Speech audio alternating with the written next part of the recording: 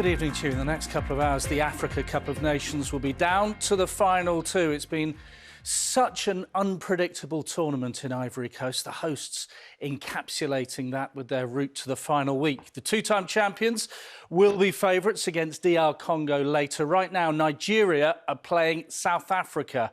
All four semi-finalists are former winners, but as we've seen over the past month, reputations count for absolutely nothing. Let's head to Abidjan, where Ivory Coast play later. Our reporter John Bennett is there. We'll get to that game in just a moment because there's lots to talk about there. We've had a goal in that first semi-final, though, in Bouaké. What's the latest, John?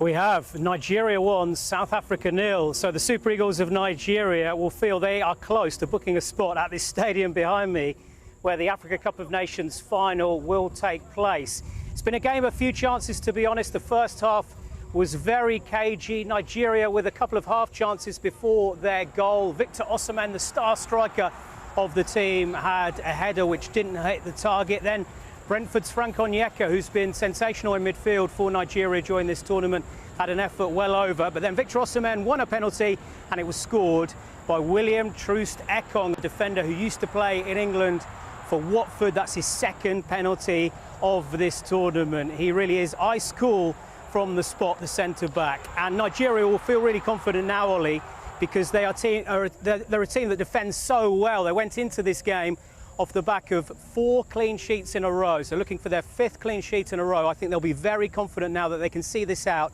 get back to the final and possibly go on to win their first Africa Cup of Nations since 2013. We're already proud of the team. They've done amazingly well, to reach where, obviously we didn't start too well. But obviously every step of the game, they start building confidence and to get where they are, we're proud of them, and we're happy. Congolese and Ivory Coast, we're like the same, we're similar. It's like a big family, so may the best win, and I'm hoping it's us, because they're lucky. They were supposed to be out, but they've been given a chance, and obviously they're taking it. But yeah, this is a game that where you want to, the big game. This is where you want to show your talents. This is what. The whole country watching it. I'm glad actually we're playing the host. Well, we went a bit early with Alassane Ouattara there. He's talking about the match where you are, John. I'm keeping an eye on Nigeria against South Africa. Still 1-0 to South Africa. So let's look at that match now with the hosts. Such a bonus, though. Let's start with them before we talk about DR Congo. Such a bonus they're still in the tournament. But it's worth reminding everyone, John, that they have really put their fans through the ringer, haven't they, over the past few weeks, this tortuous route to the last 4. Yeah, there have been some twists and turns, to say the least. So really they should have been knocked out in the group stage. They lost 2 games in a row, including a 4-0 defeat in this stadium behind me to Equatorial Guinea, which stunned the country. They eventually went through, scraped through as one of the best third-placed finishers. Then in the last 16, they were playing Senegal. They were 1-0 down until 4 minutes to go in the 90 minutes. They got an equaliser, went on to win on penalties.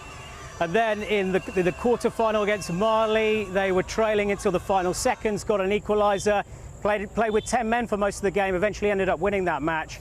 So some of the fans, Ollie, arriving at the stadium behind me, they feel it's almost destiny now for them to win the trophy, because they've scraped through, really. But I think it will be very tough against DR Congo. We heard there from Ouattara that DR Congo will be very motivated as well tonight. OK, we look forward to that. Enjoy your match, John. That's on BBC 3, an 8 o'clock kickoff. They're having a water break in Bouaké. Nigeria still 1 up against South Africa in the first of the semi-finals. Many thanks indeed, John Bennett, our football reporter, live from Abidjan.